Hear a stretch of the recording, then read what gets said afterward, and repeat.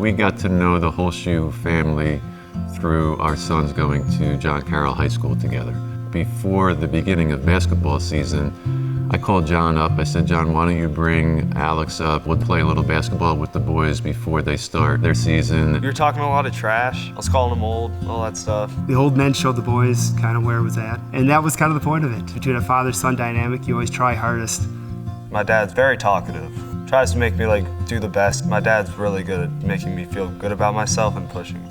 We went really hard that day, had a blast. As a couple of old men, we got tuckered out after about an hour, so the boys went inside. And John and I had a conversation. We were sitting around talking about guy things, talking about dad things.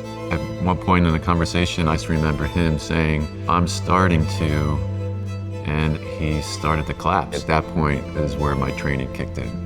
If you see an adult or a teen collapse from cardiac arrest, you should do two things. You should call 911 and begin hands-only CPR. Push hard and fast in the center of the chest at about 100 to 120 beats per minute. You know, the first thing I remember was to call for help. And I instructed my son, Joey, to call 911, and I instructed Alex to get down to the bottom of the driveway. I had no idea what was going on. I mean, I saw my dad on the ground. It was really scary.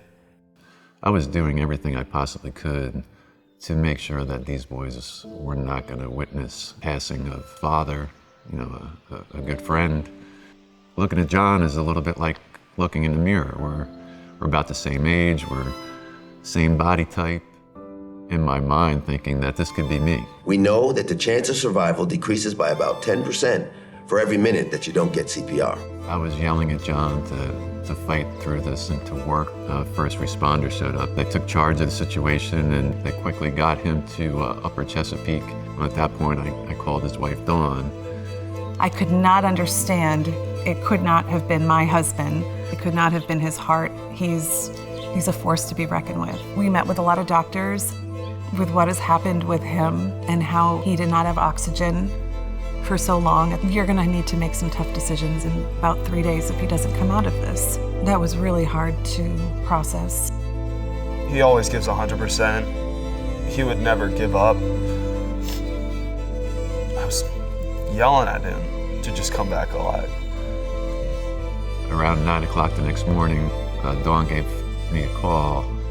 There's someone here that wants to talk to you. John pulled through. He's a fighter. The first thing he asked me on the phone was, Who won? Did we beat the boys? And he goes, yeah. I go, okay, everything's fine.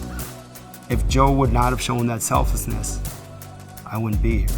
You know, I'm very fortunate that the company I work for takes safety very seriously. Every 2 years we receive CPR training. The Heart Association has been a major part of teaching people how to perform CPR.